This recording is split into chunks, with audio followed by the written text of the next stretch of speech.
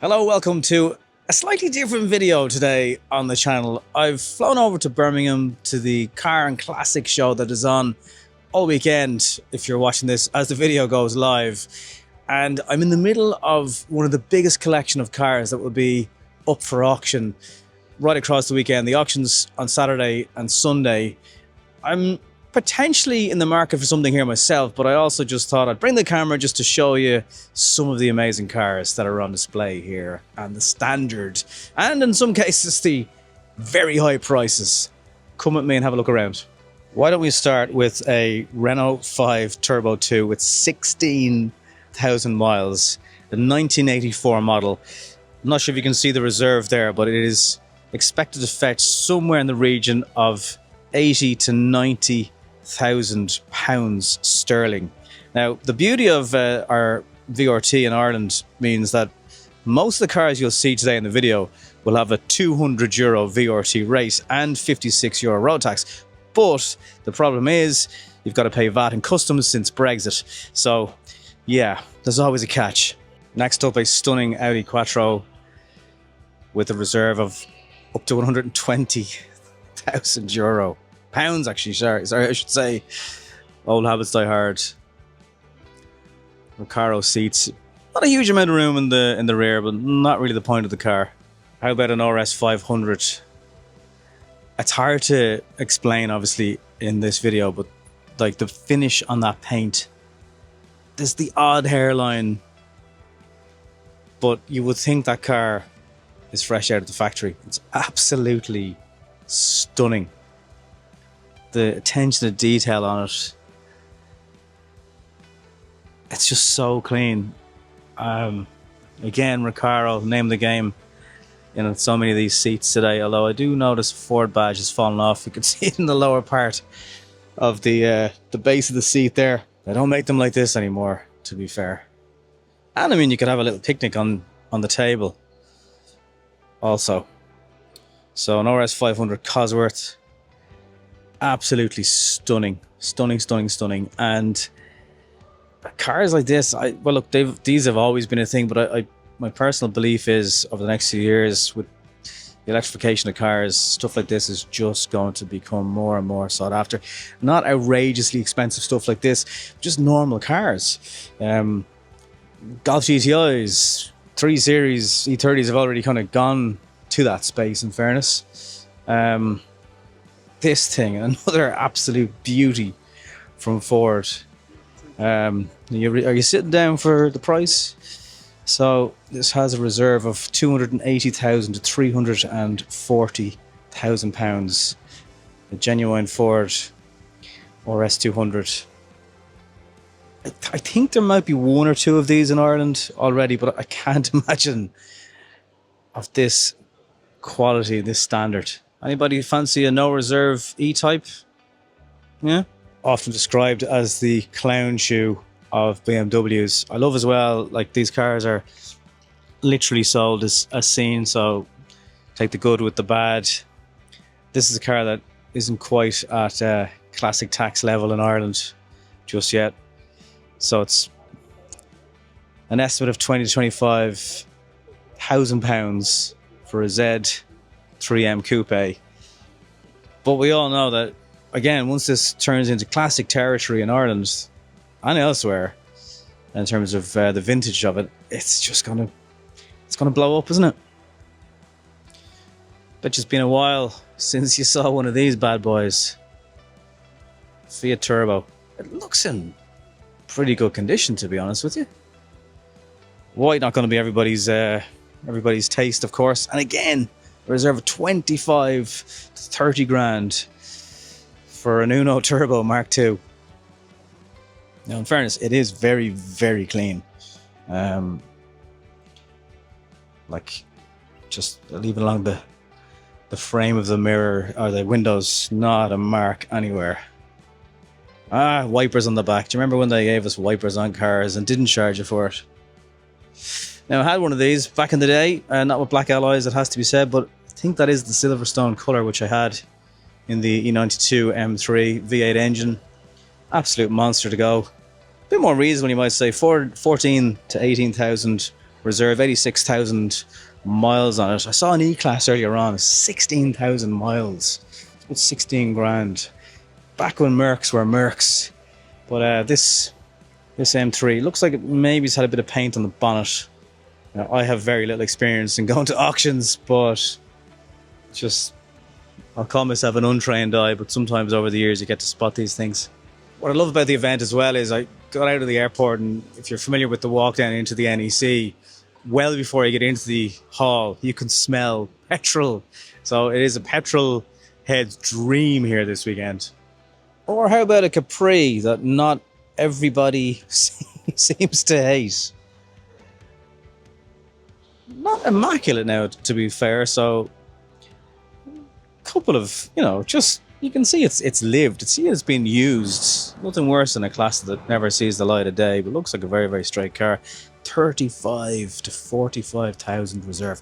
There's only 5,000 miles on this car, which is absolutely incredible. You would wonder, is that because the engine's been replaced? No, it seems like it's just a 5,000 mile Capri, and it's somewhat related cousin, sister, brother next door to it. Stunning in red. I think a lot of these classic cars look so good in red. 35 to 45,000, an RS2000 custom, and again really low mileage, 31,000 miles. As I try and navigate myself around the long bonnet on the Capri and not fall over it. These are the kind of E-Class Mercs I'm talking about. For some people, these are just the epitome of when Merc had amazing build quality. Not old enough to not have the modern luxuries, but it's £4,000. A lot of car for 4 grand. Another car that has so much potential when it reaches classic status. An E46 M3, 346 brake horsepower from memory. Now this is the automatic gearbox, which definitely turned some people off. Only 28,000 miles on it. 24 to 28,000 reserve. Red leather. It looks like it's barely been sat in, to be honest with you, and used. Not just the back seats, but all the seats. This one obviously has the built-in nav. Very little wear on the steering wheel. Would you go for the SMG though, or would you, if you're paying that kind of money, would you prefer to have a manual? It's an understandable question. What a car though. How about a £4,000 Mark III Golf GTI? Not the best GTI they made, to be fair. It's cleaned up pretty well. You can see they've put the plastic shine on, a little bit of corrosion on those alloy wheels. Mainly on the centre cap, though, really. Get that sorted pretty easily. 85,000 miles, 4 to 6,000. A little bit of rust protruding here on the top of the door. So, as I say, again, you're buying as seen, which I suppose is the key to, if you are going to do something online or remotely, you want someone with a pair of eyes on these cars. This Quattro a little bit cheaper than the red one I was showing you. Reserve price of 140,000 miles though, which is one of the reasons for that. For some, an ultimate car, where it all started, the Mark 1 Golf GTI. This is a reserve of, or an estimate of 12 to 15. Mileage is high, 171,000 miles. Now you could argue if you're not going to do anything major into yourself, it'll all balance out. It's still high mileage, but for some people that is the original, where it all began, and it doesn't have any of the luxuries, if you can call them that, of the Mark II. Nice little fun weekend toy for somebody. I do really fancy one of these. I've said it for years. Obviously, I'd love the 325 M Sport Coupe and the E30. A lot of the convertibles will have rust issues. This one looks pretty good. I can confirm there is a smell of crayons off the interior. Most of the cars are locked and closed up. This one is a low mileage manual. Almost 50,000 miles, 9 to 11,000, but it's only, if you want to say that, the 318, which for a lot of people it's a few of those horses will have escaped over the years. Nice little summer classic though. This is quite interesting. So 35 to 40,000 estimate 10,000 miles on this. This is a project car. It's a 1970 E-Type Series 2, 4.2 litre, one owner on it. It looks like it's straight out of a barn, but the price is still incredible on it. Now, I'd love to just wash it and see what that turns up like after a wash. Original sticker on it. Hard to see the interior on camera, but looks in pretty good nick. For some people, this was the poor man's Mark II Golf GTI, but I think in this day and age, they've kind of come into their own now. 12 sterling estimate.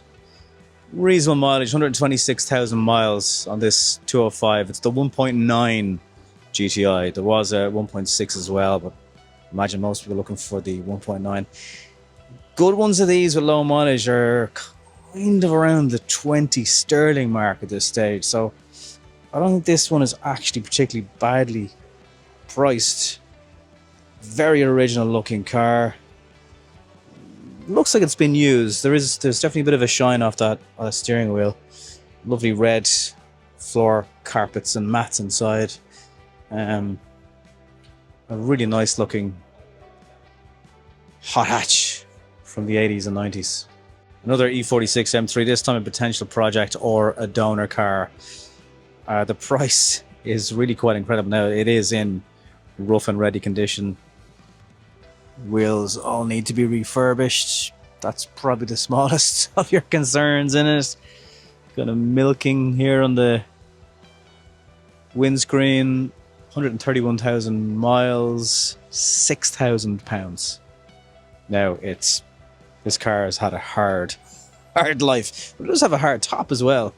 Even the tops of the headrest in the rear are wearing. But, you know, for somebody, good project. What about this? A pretty nice condition, has to be said. 996.2 Carrera 4S manual, 85,000 miles. Expected to get somewhere between 12 to 15,000 pounds. It's manual. You know, it's not the most exciting color, but it's a safe color for a lot of people. Love the rear in them.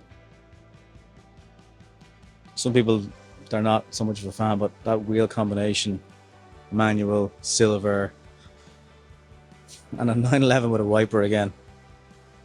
Kind of looks weird, actually, doesn't it? This is a major future classic as well. 117,000 miles, 16 estimate, E39 M5. Very, very nice. Very quick. Make sure you let me know, by the way, as I sweep through, and I'll just cut to some music to some of the cars, because you don't need to hear me all the time. Which of these cars, or which ones of these cars were you lusting after when you were younger? And what would you have as I go through some of the lot today here at the Classic Car Show in Birmingham? Leave a comment in the description. What was on your wall growing up?